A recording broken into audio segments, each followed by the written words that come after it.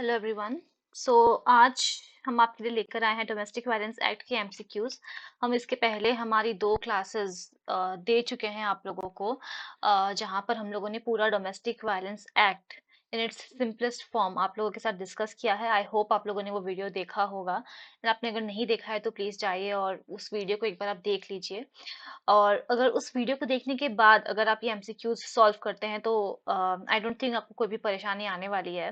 Plus अगर आप just exam से पहले अगर ये सारे एमसीक्यूज एक बार सॉल्व करके खुद से अगर आप जाते हैं तो आई डोंट थिंक आपको कहीं और से एमसीक्यूज के लिए बुक्स रेफर करने की कोई भी ज़रूरत पड़ेगी। So without wasting any of our time तो हम अब चलते हैं हमारे वीडियो की तरफ। तो अब हम डिस्कस करते हैं हमारा पहला क्वेश्चन। तो हमारा पहला क्वेश्चन है, when did the domestic violence act 2005 came into force. तो हमारा डोमेस्टिक वायलेंस जो एक्ट है वो उसे उसे एसेंट मिला था 13 सितंबर 2005 को। बट वो आया कब, एनफोर्स कब हुआ, तो हम बहुत बार कंफ्यूज हो जाते हैं एसेंट में और एनफोर्समेंट में। बट हमें याद रखना है मोस्टली एनफोर्समेंट की ही डेट पूछी जाती है। तो एनफोर्स हमारा जो ये एक्ट है वो हुआ था 26 अक्टूबर 2006 को। तो हमारे पहले क्वेश्चन का सही आंसर है आंसर ऑप्शन डी। देन आते हैं हमारे नेक्स्ट क्वेश्चन पे। द नेक्स्ट क्वेश्चन है, how many sections are there in the DV act. ये बहुत बार पूछा जाता है, बहुत बार पूछा जाता है ये क्वेश्चन। अभी फिलहाल में यूपीपीसीएसजे में भी शायद एक क्वेश्चन था जिसमें पूछा गया था किसी एक्ट के लिए कि इस एक्ट में कितने सेक्शंस हैं। तो इसलिए हमें याद रखना ये जरूरी है। तो डीवी एक्ट में 37 सेक्शंस है। तो हमारा करेक्ट आंसर हो गया option C, 37। Then the next question is, which act omitted the term except the state of Jammu and Kashmir. अगर आपने ये वीडियो देखा होगा तो आपको ये आंसर आता होगा। प्लस अभी यूपीपीसीएसजे में भी ये क्वेश्चन आया था, घुमा फिरा के ही सही, बट कैसे ना कैसे पूछा जाएगा कि ये एक्ट कब आया, कौन सा एक्ट है जिसने except the state of Jammu and Kashmir, ना कि सिर्फ डीवी एक्ट के लिए बट बहुत सारे अदर एक्ट के लिए भी ओमिट किया है। तो उसका सही आंसर है हमारा C, Jammu and Kashmir reorganisation act of 2019। ये क्वेश्चन इन जनरल सारे एक्ट्स के लिए है जो हम आगे जाके पढ़ने वाले हैं। आप इसको याद कर लीजिए। और सिर्फ इतना याद नहीं करना है, Jammu and Kashmir reorganisation act, act number 34 of 2019, हमें ये भी याद रखना है। Then the next question is, the DV act is act number dash of 2005। तो जब हम हमारी बीआर एक्ट देखते हैं तो ऊपर ही लिखा होता है it is act number 43 of 2005, और ये इंपॉर्टेंट है, हमें याद रखना है। So the DV Act is Act number 43 of 2005. अब चलते हैं हम अपने नेक्स्ट क्वेश्चन की तरफ। The next question is, aggrieved person कौन है? Who is an aggrieved person? Aggrieved person includes whom? So number one, women having domestic relationship. Number two, women in a live-in relationship. Number three, a sister who is forcefully married to someone else. या फिर all of the above. तो अगर हम हमारे aggrieved person की definition देखें तो aggrieved person में क्या लिखा है, अग्रीव पर्सन कोई भी हो सकते हैं। सेक्शन 2A कहता है वो कोई भी हो सकता है, एनी विमेन। तो ए तो हमारा हो ही गया, ठीक है, 1 हो गया, women having a domestic relationship. उसके बाद अगर हम डोमेस्टिक रिलेशनशिप में आए तो हमने पढ़ा था कि when they are related to each other by consanguinity, marriage और through a relationship in the nature of marriage. तो through a relationship in the nature of marriage से हमारा लिव इन रिलेशनशिप भी टिक हो जाता है। फिर आती है हमारी a sister who is forcefully married to someone else. क्या वो भी हो सकती है, क्यों नहीं हो सकती, कॉन्सैंग्विनिटी में आती है ना सिस्टर बाय ब्लड। तो इसीलिए जो और हमने ये भी देखा था अग्रीव पर्सन की ही डेफिनेशन में, मैंने आपको एक्सप्लेन किया था कि एनी विमेन में सिर्फ एक घर की जो वाइफ है या फिर डॉटर इन लॉ है वही इंक्लूडेड नहीं होती है। उसमें आपकी सिस्टर, आपकी मदर, जो भी कोई एक लेडी है आपके हाउस एक डोमेस्टिक रिलेशनशिप में, वो सबके सब जो है वो एक अग्रीव पर्सन हो सकते हैं। तो इसलिए इस क्वेश्चन के लिए हमारा आंसर है ऑल ऑफ दी अबव। फिर आते हैं हम अपने नेक्स्ट क्वेश्चन पे, जो कि है which section talks about an aggrieve person. ये अभी हमने डिस्कस कर लिया, it is section 2A। Important question है, आपको याद रखना चाहिए। वैसे इसको याद रखने का सिंपल तरीका है, अग्रीव्ड ए से शुरू होता है तो A for aggrieved, section 2A। I hope आपको ये हेल्प करे। मैंने ऐसे ही याद करके रखा है इसे। Then the next is, DV act is applicable on whom। DV act किसके ऊपर एप्लीकेबल होता है? So the options are only the victim of violence, all the wives or daughters in laws of a family, women who are victims of violence within the family, या फिर both 1 and 2। तो अगर हम हमारा preamble देखेंगे ना तो उसमें लिखा ही है कि ये एक्ट क्यों है। अगर हम लास्ट लाइन देखें, effective protection of the rights of women guaranteed under the constitution who are victims of violence of any kind occurring within the family। तो इसलिए हमारा आंसर है यहाँ पर option C, women who are victim of violence within the family। Then the next question is which provision of the DV Act talks about domestic relationship। तो ये हमारा दिया गया है सेक्शन 2F के अंदर, तो हमारा करेक्ट आंसर है बी। उसके बाद है in a domestic relationship people may be related to each other by. अब हमारे ऑप्शंस है consanguinity, marriage, relationship in the nature of marriage, adoption, living as a family member in joint family, only 1 and 3, 1 to 4 and 5, या all of the above. तो अगर हम लोग हमारा section 2F देखेंगे डोमेस्टिक रिलेशनशिप का ढंग से अगर हमने पढ़ा है तो हमें पता है कि ये ऑल ऑफ द अबव है।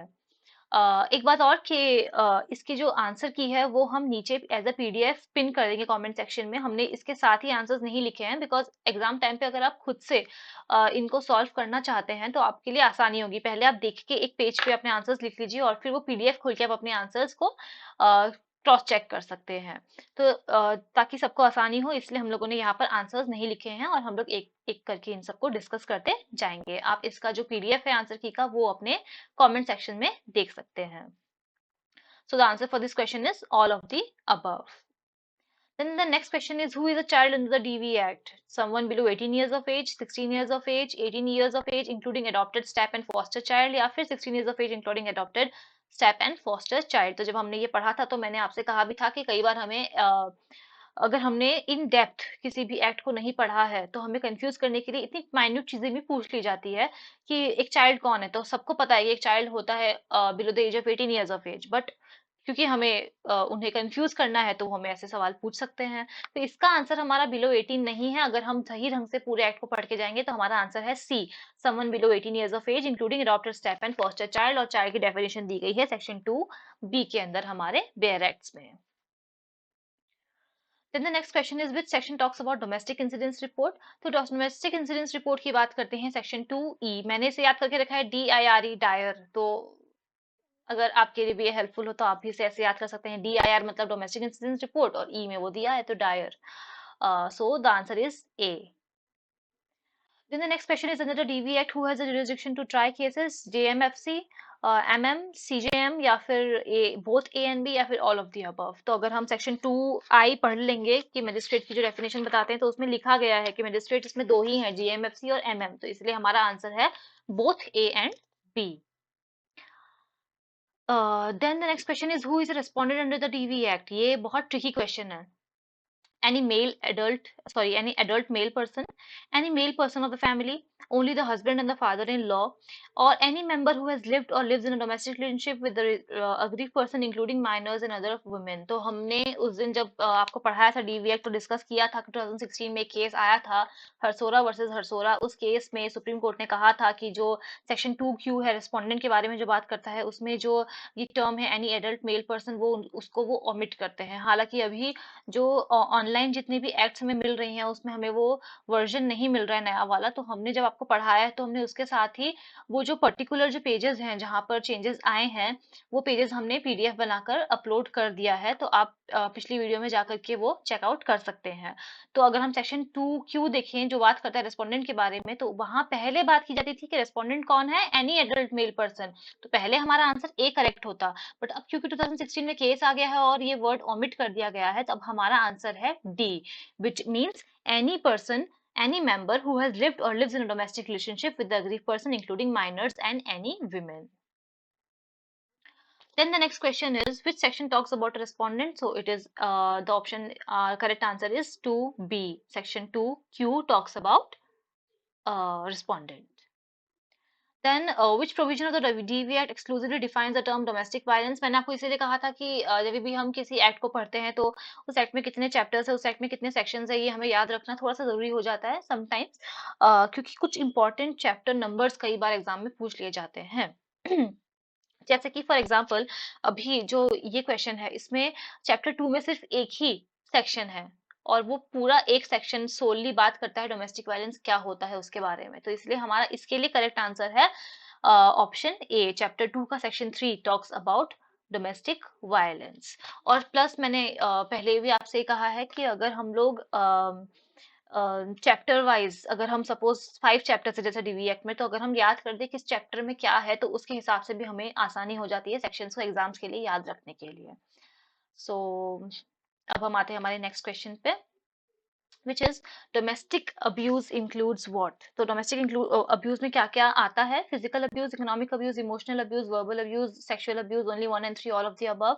तो अगर हम सेक्शन 3 का क्लॉज ए देखेंगे तो उसमें क्लियरली लिखा हुआ है और हमने डिस्कस भी किया है कि it the answer is all of the above. Domestic abuse में सारे आते हैं, फिजिकल अब्यूज भी हो सकता है, इकोनॉमिक अब्यूज भी हो सकता है, इमोशनल वर्बल अब्यूज भी हो सकता है, सेक्सुअल अब्यूज भी हो सकता है। हालांकि इन जनरल अगर हम किसी लेमैन को पूछे डोमेस्टिक अब्यूज क्या होता है तो सबको यही लगता है कि मारपीट करना ही एक डोमेस्टिक अब्यूज है, बट नहीं। अगर आप किसी को मेंटली टॉर्चर कर रहे हो, आप उनको अपनी फैमिली मेंबर से मिलने नहीं दे रहे हो, आप उनके साथ कुछ ऐसा करते हो सेक्सुअल नेचर का जो कि उनके लिए अनवेलकमिंग है, या फिर उनके जो सेंटिमेंट्स हैं उनको डिग्रेड कर रहे हैं, तो वो सारी चीजें ही आ जाती है डोमेस्टिक अब्यूज के अंदर। आप किसी को बार बार किसी चीज को लेकर ताने मार रहे हैं कि तुम दहेज कम लेकर आए हैं, फिर फैमिली मेंबर्स ने दहेज नहीं दिया, या फिर ये कि you can't bear a male child for our family, तो ये सारी ही चीजें डोमेस्टिक अब्यूज में आती है। इसलिए हमारा आंसर है ऑल ऑफ द अबव। फिर हमारा नेक्स्ट क्वेश्चन है, insulting someone, name calling someone is an example of what? Emotional abuse, verbal abuse, या फिर बोथ? तो इसका आंसर है बोथ, क्योंकि जो वर्बल अब्यूज है उसी को कहा जाता है इमोशनल अब्यूज, और इमोशनल अब्यूज को ही कहा जाता है वर्बल अब्यूज। तो इसलिए इमोशनल और वर्बल अब्यूज दोनों सेम ही है हमारे लिए, तो इसलिए हमारा आंसर है बोथ, और ये हमें याद रखना है।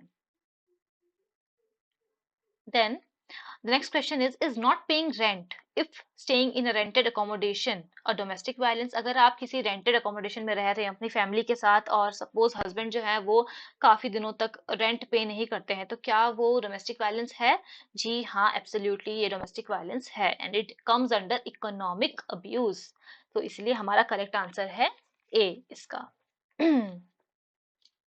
Then the next question is, who can give an information about domestic violence? Any person who has the reason to believe, only the aggrieved person, only the family member of the aggrieved person, only 2 and 3। तो ये हम लोगों ने पढ़ा है section 4 में कि कौन कौन दे सकता है इंफॉर्मेशन डोमेस्टिक वायलेंस की। तो हमारा करेक्ट आंसर है ए, एनी पर्सन, जो भी इंसान है जिसको लगता है कि डोमेस्टिक वायलेंस किसी के साथ हुआ है, हो रहा है या हो चुका है, वो जाके इंफॉर्मेशन दे सकता है डोमेस्टिक वायलेंस की। So the correct answer is A. The next question is, who can receive a complaint of a domestic violence? So options are police officer, magistrate, protection officer, service provider, only one and two, all of the above। तो अगर हम लोग देखते हैं हमारे section 5 को अगर हम देखते हैं तो उसमें क्लियरली लिखा हुआ है कि इन सभी की ड्यूटीज होती है रिसीव करने की। ये सभी के सभी जो है वो रिसीव कर सकते हैं डोमेस्टिक वायलेंस की कंप्लेंट को। तो इसीलिए हमारा आंसर है ऑल ऑफ द अबव। फिर है हमारा सवाल कि the provision for shelter home has been provided under which section? तो शेल्टर होम के बारे में कौन सा सेक्शन बात करता है भैया? सेक्शन 6 बात करता है, ये हम याद कर लेंगे। आप एक बार सारे सेक्शंस को, जो जो इंपॉर्टेंट सेक्शंस हमें याद करने हैं इंडेक्स बेस्ड क्वेश्चन के तौर पे, उसको एक पेज पे लिखिए पहले देख के, और फिर 2 से 3 बार आप बिना देखे लिखो, आपको ऑटोमेटिकली वो याद हो जाएगा। और फिर आप कुछ कुछ दिनों के ब्रेक में उन्हीं सेक्शंस को लिख लिख करके आप एक बार देखते रहो कि आपको याद है कि नहीं है। तो आप थ्रू आउट द आपके रिवीजन प्रोसेस अगर आप इसको ऐसा करते रहेंगे तो आपको धीरे धीरे करके, चलो एक एग्जाम में कम याद होंगे, बट जब आप नेक्स्ट एग्जाम अपना देने के लिए बैठेंगे, जाएंगे देने के लिए, तब आपको और भी ज्यादा सेक्शंस इस तरीके से याद हो जाएंगे। इसलिए सेक्शंस को हमेशा आप लिख कर ही पढ़ें। तो इसका आंसर है हमारा सेक्शन 6, मतलब यानी कि बी, ऑप्शन बी।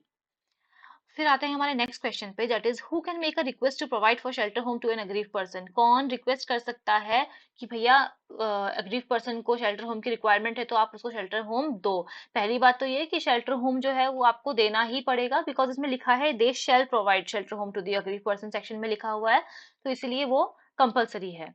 सो अब हम ऑप्शंस देख लेते हैं, the aggrieved herself, the service provider, a protection officer only 2 and 3, या फिर ऑल ऑफ द अबव। तो हमारा आंसर है इसमें ऑल ऑफ द अबव। ये सभी के सभी जो हैं on behalf of the aggrieved herself वो जाकर के मांग सकते हैं शेल्टर होम के लिए request. Then the next question is who can appoint a protection officer. अब प्रोटेक्शन ऑफिसर को कौन अपॉइंट कर सकता है? तो इसका आंसर हमें मिलेगा सेक्शन 2 सेक्शन 8 में, जो कहता है कि एक स्टेट गवर्नमेंट है जो कि प्रोटेक्शन ऑफिसर को अपॉइंट कर सकते हैं। तो इसलिए हमारा इसमें आंसर है answer C. C is the correct option. Then the next question is a protection officer works under the supervision of whom? किसके supervision के अंदर ये काम करते हैं? तो हमारा आंसर है इसमें a magistrate।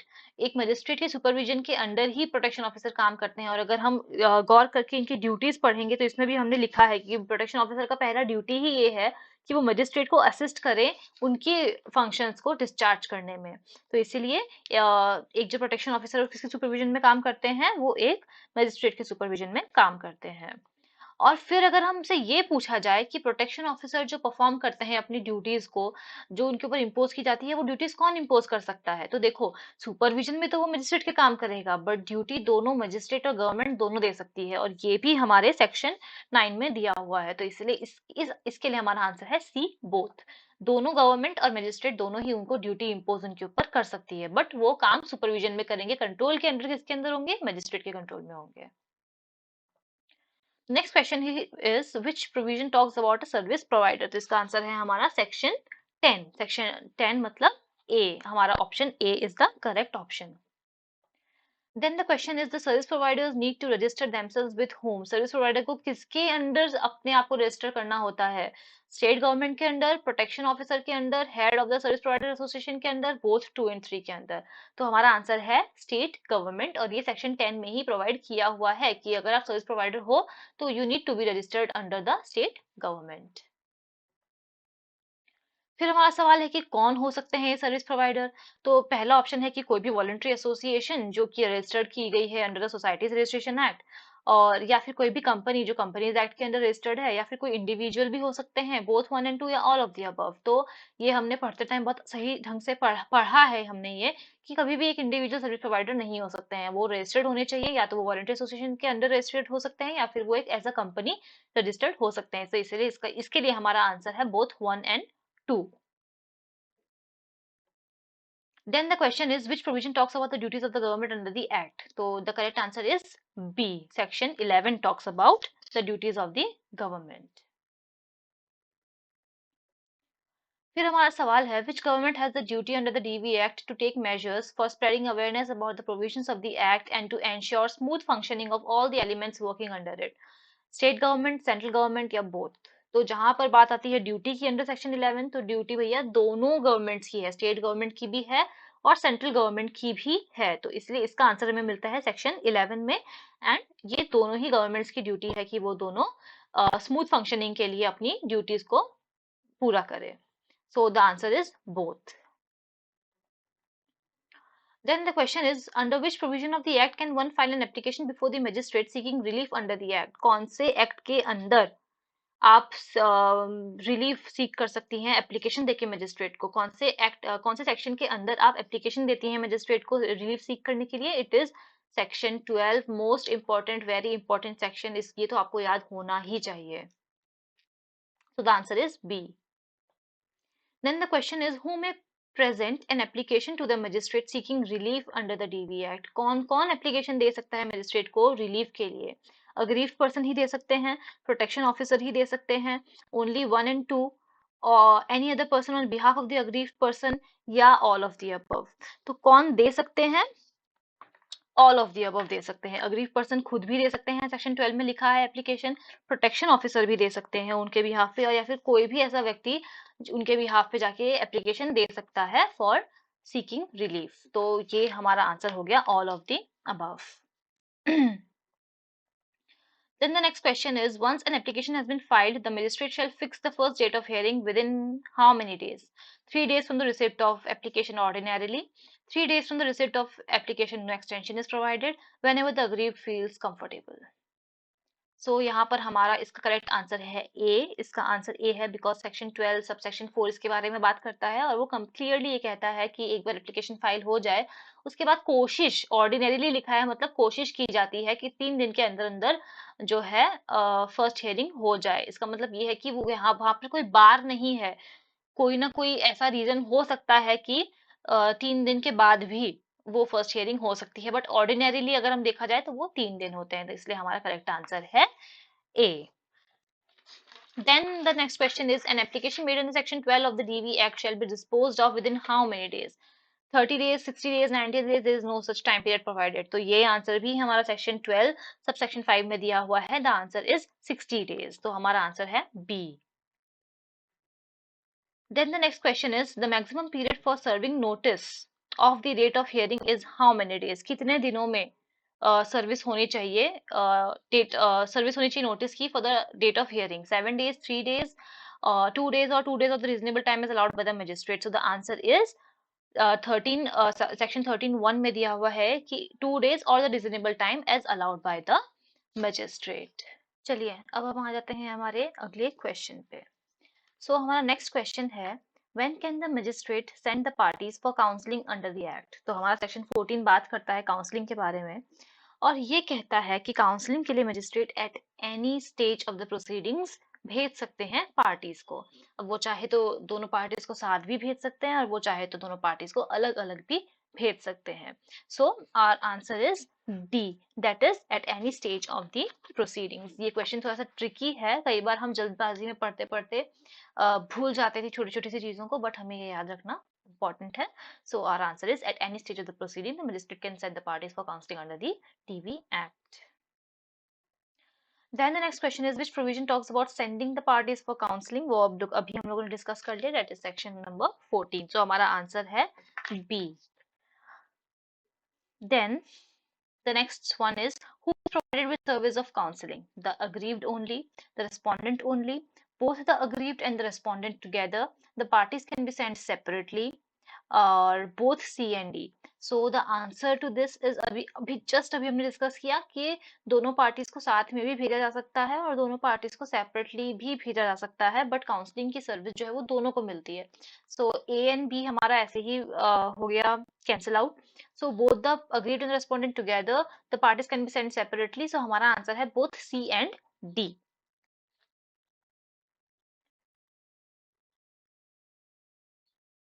या फिर हम सिर्फ ये कर सकते हैं कि the parties can be send separately, but अगर टेक्निकली देखा जाए तो answer is both C and D, because दोनों पार्टीज को साथ भी भेजा जा सकता है और सेपरेटली भी भेजा जा सकता है। Then the next question is, after counseling the next date of hearing shall not exceed the period of how many months? So counselling ये हमारा सेक्शन 14 में ही सब सेक्शन 2 है, वो कहता है हमें कि the magistrate shall fix the next date of hearing of the case within a period not exceeding 2 months। तो हमारा आंसर है option B, that is 2 months। फिर हमारा दूसरा सवाल है, which provision of the act talks about in camera proceedings? ये मैंने पढ़ाते वक्त भी कहा था, बहुत इंपॉर्टेंट है, बहुत बार पूछा जाता है as a index based question. तो और हमारा आंसर है इसका B, that is section number 16 talks about in camera proceedings. फिर हमारा सवाल है, which provision of the act provides the aggrieved person with the right to reside in a shared household? ये भी एक बहुत इंपॉर्टेंट इंडेक्स बेस्ड क्वेश्चन है, आप याद रट लीजिए मैं कहूंगी। सो इसका हमारा आंसर है section 17, option A. Then the next question is, match the following. अब इसका अलग अलग बनाने से अच्छा है कि हम लोग इसको ऐसे ही कर लें। सो हमें इसमें मैच करना है कौन सा ऑर्डर कौन से सेक्शन के अंडर हमें दिया हुआ है। सो पहला है protection order, protection order section 18 में दिया हुआ है। फिर रेजिडेंस ऑर्डर है वो सेक्शन 19 में दिया हुआ है। मॉनेटरी रिलीफ है सेक्शन 20 में दिया हुआ है। कस्टडी ऑर्डर हमारा दिया है 21 में और कॉम्पनसेशन ऑर्डर हमारा दिया है 22 में। तो इसको सीरियल वाइज, मैंने क्लास लेते वक्त भी आपसे कहा था कि इन ऑर्डर्स को सीरियल वाइज याद कर लीजिए, बिकॉज कई बार इंडिविजुअल क्वेश्चंस भी आते हैं कि कौन सा ऑर्डर कौन से सेक्शन में है, और कई बार ऐसे ही मैच द फॉलोइंग भी आ जाते हैं कि एक के बाद एक इनको अरेंज कीजिए या फिर मैच कीजिए। सो इसलिए ये भी one of the most important questions में से एक है of the domestic violence act, जिसमें से खुद से एक या दो सवाल बन सकते हैं। Then the next question is, on the basis of an affidavit provided by the aggrieved person, the court can pass an ex parte order under which provision of the act? So हमारा answer है C, 23. Section number 23 talks about ex parte orders. फिर है the protection order pass by the court stage in force for ever. जब court जो हमें protection order pass करती है वो क्या हमेशा के लिए रहती है, या जब तक प्रोसीडिंग्स चलती है तब तक रहती है, या फिर जब तक अग्रीव पर्सन डिस्चार्ज की रिप्लाई नहीं करती तब तक रहती है? तो इसका आंसर है C, until the aggrieved applies for discharge तब तक प्रोटेक्शन ऑर्डर स्टे करता है। उसके बाद है हमारा, can the order of the court be modified, revoked, altered? If yes then under which section? क्या हमारा जो कोर्ट जो हमें ऑर्डर देती है, सपोज प्रोटेक्शन ऑर्डर दिया, तो क्या वो मॉडिफाई हो सकता है, रिवोक हो सकता है, ऑल्टर हो सकता है? इसका हमारा आंसर है yes, and under which section? Under section 25 of the domestic violence act.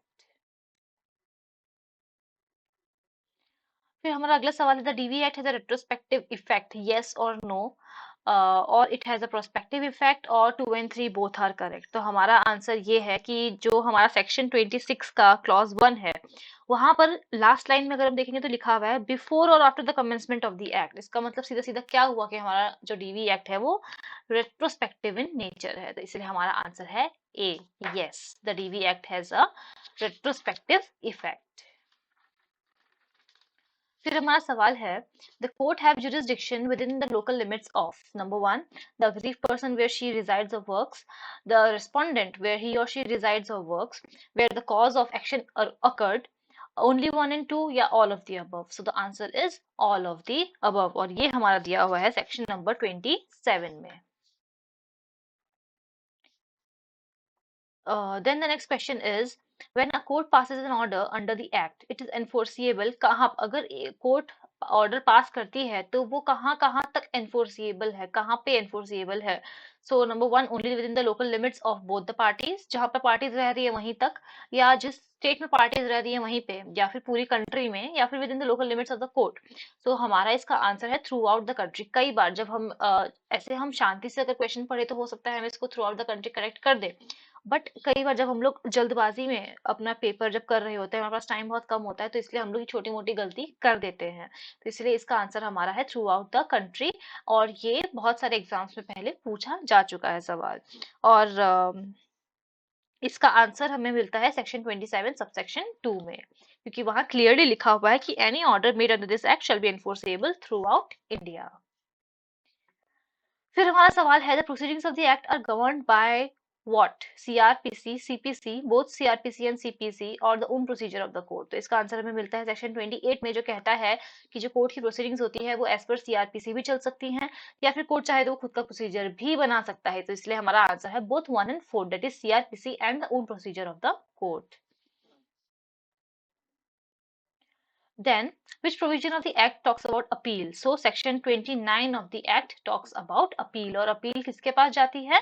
Appeal जाती है हमारी कोर्ट ऑफ सेशन के पास। ये भी सेक्शन नंबर 29 के अंदर ही दिया हुआ है। तो नेक्स्ट जो हमारा क्वेश्चन है उसका आंसर है before the court of session, option D. Then, what is the duration of appeal as provided under the act? जो हमारा section 29 है वो क्या कहता है? There shall lie an appeal to the court of session within 30 days from the date on which an order made by the magistrate is served on the aggrieved person or the respondent, as the case may be, whichever is later. तो 30 दिन तो है, ये हमें चलो याद भी रह जाए, बट 30 दिन कब से? तो 30 दिन तब से जब से मजिस्ट्रेट ने ऑर्डर पास किया है, और अग्रीड और रेस्पोंडेंट को वो ऑर्डर मिल चुका है, सर्व हो चुका है, जिसको भी लास्ट में सर्व हुआ है उस दिन से हम 30 डेज काउंट करेंगे। फॉर एग्जाम्पल, अग्रीव्ड को जो सर्विस ऑफ ऑर्डर है वो 15 तारीख को हो जाता है किसी भी महीने के, और रेस्पोंडेंट को उनसे 10 दिन बाद मिलता है 25 तारीख को। तो हम जो 30 दिन काउंट करेंगे ना, 30 डेज, वो हम जब जिसको भी बाद में मिला, इस केस में किसको बाद में मिला? रेस्पोंडेंट को। तो रेस्पोंडेंट को जब मिला 25 तारीख को, उस दिन से हम 30 डेज काउंट करेंगे। ये हमारा आंसर है। So answer is C. Is the protection officer and the service provider working under the Act a public servant? No, maybe, or yes, as defined under Section 21 of the Indian Penal Code. So हमारा answer है C, and it has been provided under Section 30 of the Domestic Violence Act. Then, which provision of the act provides for punishment for the respondent in case he breaches the protection order? तो इसका answer है section number 31. हमें 31 और 33 बहुत अच्छे से याद रखना है, बिकॉज ये दो ही प्रोविजन है जो बात करती है पेनल्टी की या पनिशमेंट की, और जो हमारा 31 है वो पनिशमेंट के बारे में बात करता है to the respondent in case वो ब्रीच करते हैं प्रोटेक्शन ऑर्डर, और सेक्शन 33 जो हमारा है वो बात करता है about giving punishment to the protection officer in case he doesn't justifies या फिर he doesn't fulfills his duty. So that comes under section 33. Then the next question is, what is the maximum punishment provided under the act in case the respondent breaches the protection order, and also in case where the protection officer does not discharge his duties well without sufficient cause? तो कौन सा punishment दिया हुआ है section number 31 and 33 में? दोनों का punishment same है. सो अब हम देख लेते हैं. सो द आंसर इज सिंपल और रिगरस इम्प्रिजनमेंट. अब हम ये क्यों बोल रहे हैं? बिकॉज यहाँ पर लिखा हुआ है shall be punish with imprisonment of either term. So इसीलिए इट कैन बी सिंपल और it can be rigorous imprisonment. तो इसलिए हमारा बी और डी तो अपने आप ही कैंसिल आउट हो जाता है.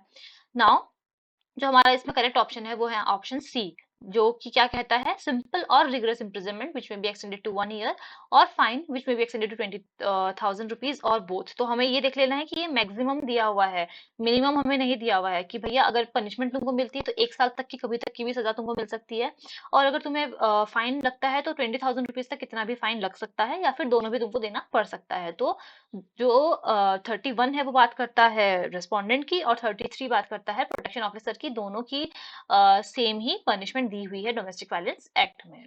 सो the correct answer is C.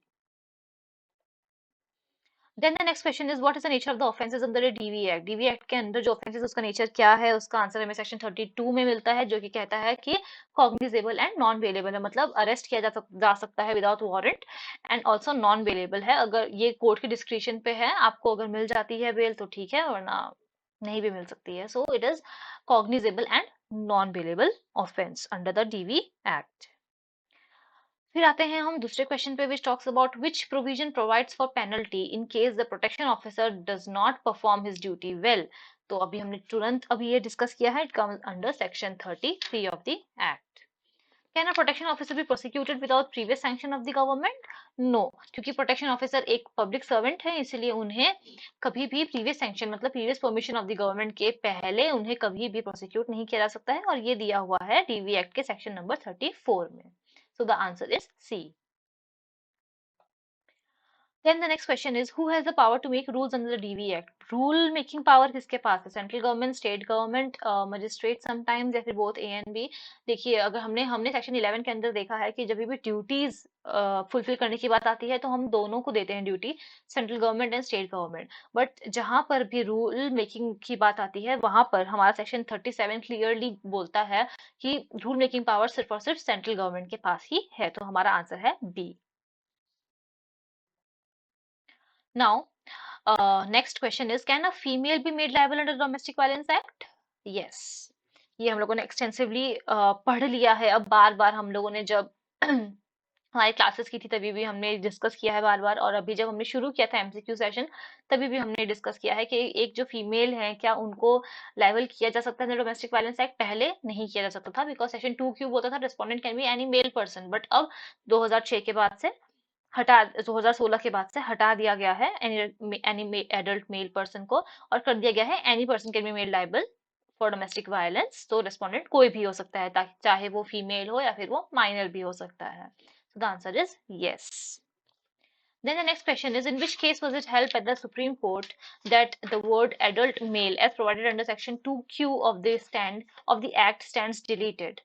So the answer is Harsora versus Harsora. Hira Lal P. Harsora and others versus Kusum Narottam Das Harsora and others. So answer is B. ये रट लेना, ये बहुत important question है, आ सकता है.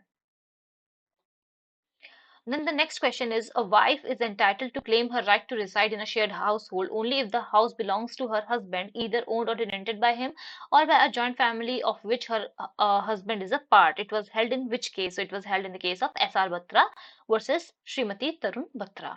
Now ये इसका मतलब क्या है? इसका मतलब सिंपली बस ये है कि वाइफ ऐसे ही किसी भी घर में अपना right to shared household नहीं मांग सकती हैं। उस घर में जिसमें वो शेयर्ड हाउस होल्ड का राइट मांग रही हैं, वो तो या तो उनके पति का हो, उनके पति खुद से ओन करते हो, या फिर टेनेंट मतलब रेंट पे लेके रखा है, या फिर उनके जॉइंट फैमिली का हो, जिस जॉइंट फैमिली के उनके पति एक पार्ट है। सपोज मैंने पहले भी एक एग्जांपल दिया है, ये दोबारा मैं आपके लिए रिपीट कर देती हूँ कि सपोज दो कपल है, वो अपने एक कपल फ्रेंड के साथ रहते हैं, ए एंड बी, सी और डी के साथ रहते हैं। वो कोई रेंट वेंट पे नहीं करते, जस्ट बिकॉज वो फ्रेंड्स हैं तो वो लोग एक दूसरे के साथ रहते हैं। So A and B, C and D दोनों एक ही घर में साथ में रहते हैं। अब सपोज ए एंड बी जो है वो डोमेस्टिक वायलेंस के केस में इन्वॉल्व है, मतलब ए ने बी के साथ डोमेस्टिक वायलेंस किया। अब बी बोलती है कि मुझे घर से निकाल दिया है, मुझे उसी घर में right to shared household चाहिए, बिकॉज हम लोग चारों मिलके साथ में रह रहे थे, तो मुझे अब वहां पे रेजिडेंस का राइट चाहिए। तो क्या उन्हें मिल सकता है? उन्हें नहीं मिल सकता है, क्योंकि वो लोग एज अ फ्रेंड उनके घर पे रह रहे थे। वो ना ही उस घर को ओन करते थे, ना ही वो उस घर को उसके घर के लिए रेंट देते थे, और ना ही वो कोई जॉइंट फैमिली थी जिसके वो पार्ट थे।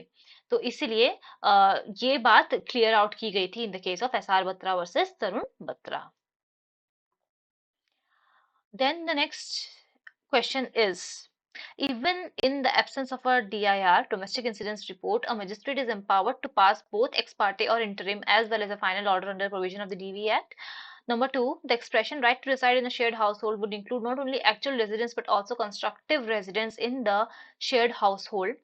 And number three, it is not necessary that at the time of filing of an application by an aggrieved person, the domestic relationship should be subsisting. So ये कौन से केस में held हुआ था? ये रीसेंट केस है 2022 का, and the answer is Prabha Tyagi versus Kamlesh Devi. So इस केस में ये बहुत इंपॉर्टेंट केस है, बिकॉज ये सबसे रीसेंट केस है अभी, और इसमें बहुत सारी चीजें शेयर्ड हाउस होल्ड को लेकर कही गई हैं। 79 पेजेस का डॉक्यूमेंट है।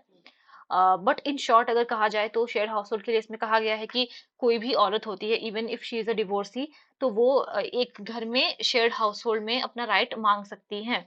तो इस क्वेश्चन इस ये जो पूरा केस था प्रभात त्यागी वर्सेस कमलेश देव 2022 का, उसमें कुछ सवाल उठे थे। तो उसमें पहली बात ये कही गई कि डोमेस्टिक इंसिडेंस रिपोर्ट फाइल नहीं हुई थी, तो मजिस्ट्रेट इसके पास कोई जुरिस्डिक्शन नहीं है इस केस को देखने का। बट तब उन्होंने कहा, कोर्ट ने कहा कि इवन दो डीआईआर फाइल नहीं हुई है, बट अगर विमेन ने स्ट्रेट अवे जाके मजिस्ट्रेट से कंप्लेंट करी है तो डीआईआर की कोई जरूरत नहीं है। तो इसलिए हमारा पहला आंसर ये था कि डोमेस्टिक इंसिडेंस रिपोर्ट की जरूरत नहीं है अगर मजिस्ट्रेट के पास सीधे कंप्लेंट गई है तो।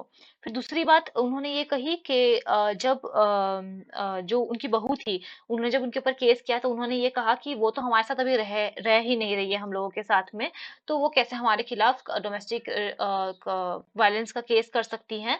तो कोर्ट ने कहा कि ठीक है वो अभी नहीं रह रही है, but any point of time कभी तो वो रही होंगी ना आपके साथ। तो इसलिए शेयर्ड हाउस होल्ड का मतलब यही नहीं है कि आप अभी इस वक्त साथ में रह रहे हैं।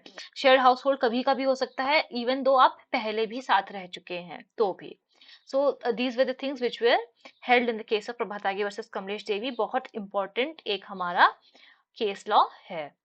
और इसी के साथ हमारे जितने भी क्वेश्चंस है वो खत्म होते हैं। आई होप ये आप लोगों के लिए हेल्पफुल रहा हो, बिकॉज एक एक क्वेश्चन हम लोगों ने हर सेक्शन से चुन चुन करके बनाया है, ताकि आपको जब आप एग्जाम टाइम पे से यहाँ से अगर आप पढ़ रहे हो तो आपको कोई भी प्रॉब्लम ना आए।